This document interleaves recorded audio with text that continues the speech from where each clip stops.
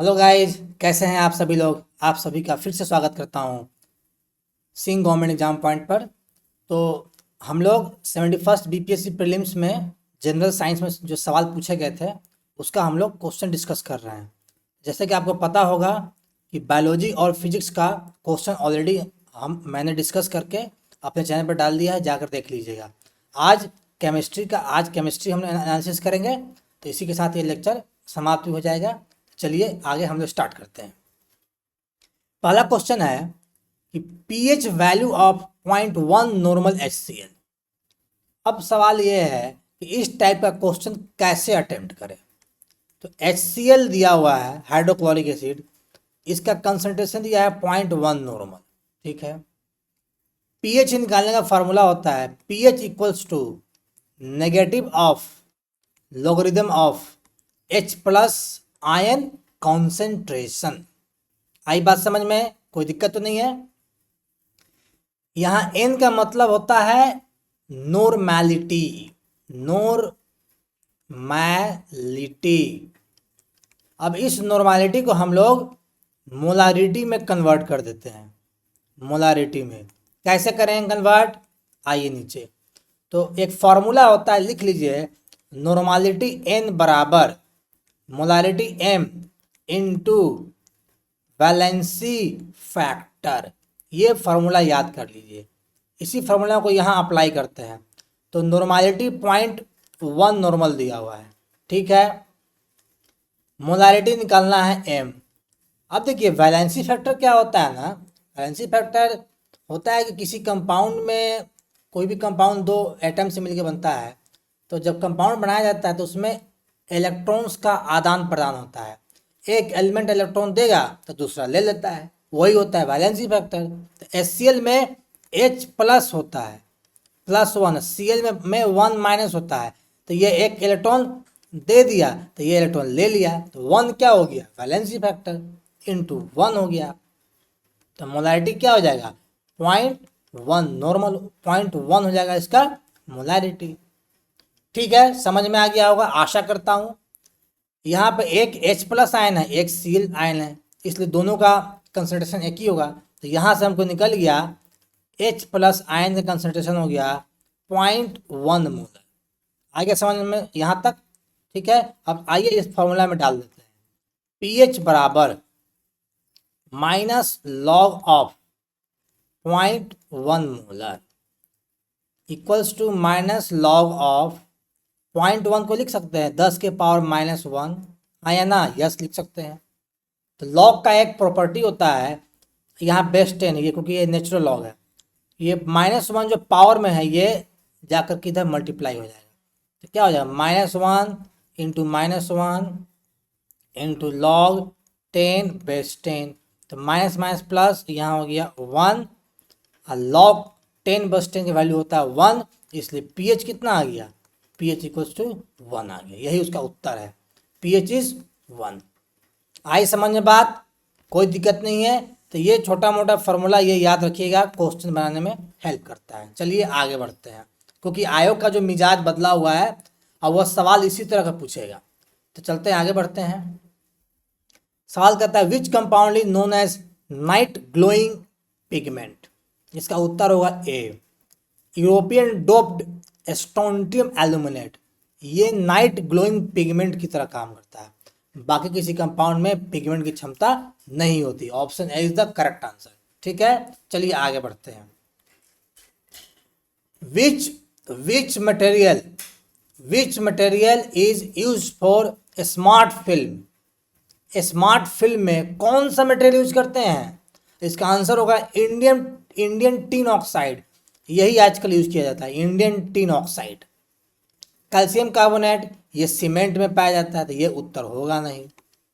Zinc chloride flux की तरह behave करता है, प्लस इलेक्ट्रोलाइट की तरह बिहेव करता है। सिलिका को इस्तेमाल करते हैं ग्लास और सेमी कंडक्टर को बनाने में, इसलिए ऑप्शन बी गलत, सी गलत, डी गलत, only option A is the correct answer. ठीक है, समझ में आ गया होगा आशा करता हूँ। चलिए आगे बढ़ते हैं नेक्स्ट क्वेश्चन की तरफ। Which metal compound is used for treatment of carcinoma.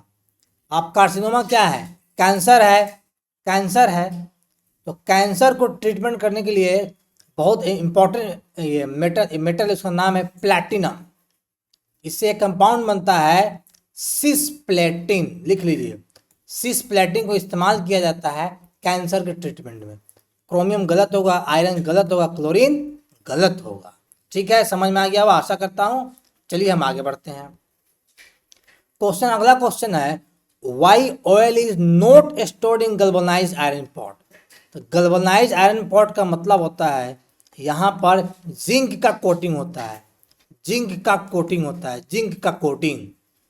तो आयरन पॉट में जिंक की कोटिंग जब करेंगे, ऐसे उसमें तेल डाल दोगे तेल, तो इससे क्या होता है तेल का क्वालिटी घट जाता है, क्वालिटी घटेगा, प्लस कोरोजन शुरू हो जाता है, कोरोजन शुरू हो जाता है, प्लस इसमें टॉक्सिक कंपाउंड बनना शुरू हो जाता है। इसीलिए इसका option D is the correct answer. सभी ऑप्शन सही है। समझ में आ गया, कोई दिक्कत तो नहीं किसी को। चलिए आगे बढ़ते हैं।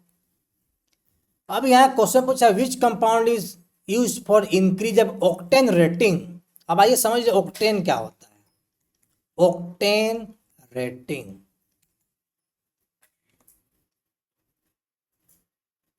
तो ऑक्टेन रेटिंग क्या होता है कि ऑक्टेन रेटिंग मेजर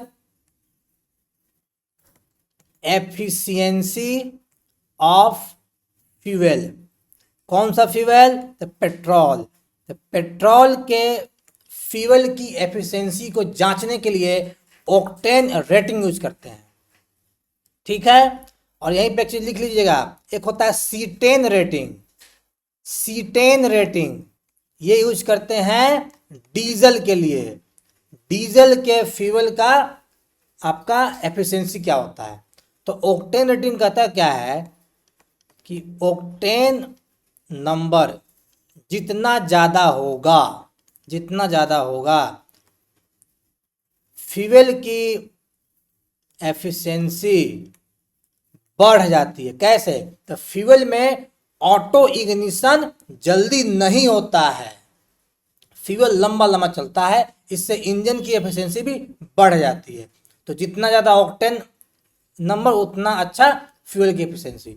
तो किसी कंपाउंड में अगर ऑक्टेन रेटिंग को बढ़ाना है तो उसके लिए बेस्ट, आज का जो बेस्ट यूज करते हैं एंटी नॉकिंग एजेंट, उसका नाम है टेट्राइथाइलीन। ऑप्शन सी करेक्ट है। टेट्राइथाइलीन क्या है? Anti knocking agent, anti knocking agent. जैसे ही आप डालिएगा फ्यूल्स में, ये फ्यूल के ऑक्टेन नंबर को बढ़ा देगा, और जैसे ही ऑक्टेन नंबर बढ़ेगा फ्यूल का ऑटो इग्निशन जो है वो जल्दी नहीं होगा और उसकी एफिशिएंसी बढ़ जाएगी। उस कारण से इंजन की भी एफिशिएंसी बढ़ जाती है। आया बात समझ में? कोई दिक्कत तो नहीं है। चलिए आगे बढ़ते हैं। एक सवाल है PHBV, ये एक बायोडिग्रेडेबल पॉलीमर है, इसका फुल फॉर्म क्या होगा? ये स्टैटिक सवाल है, फैक्चुअल, इसका आंसर होगा सी, पॉली3 हाइड्रोक्सी ब्यूटीरेट को3 हाइड्रोक्सी वैलेरेट। यही इसका जवाब, बाकी सब जवाब गलत है।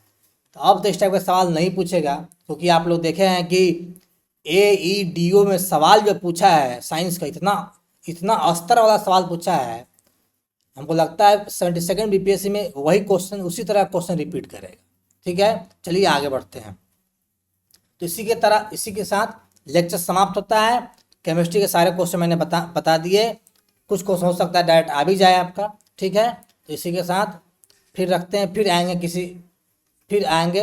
किसी अगले लेक्चर में कुछ अच्छा टॉपिक लेकर के। तब तक अलविदा, बाय, टेक केयर, और अच्छे से पढ़ते रहिए, तैयारी करते रहिए क्वेश्चंस का BPSC 72वां के लिए।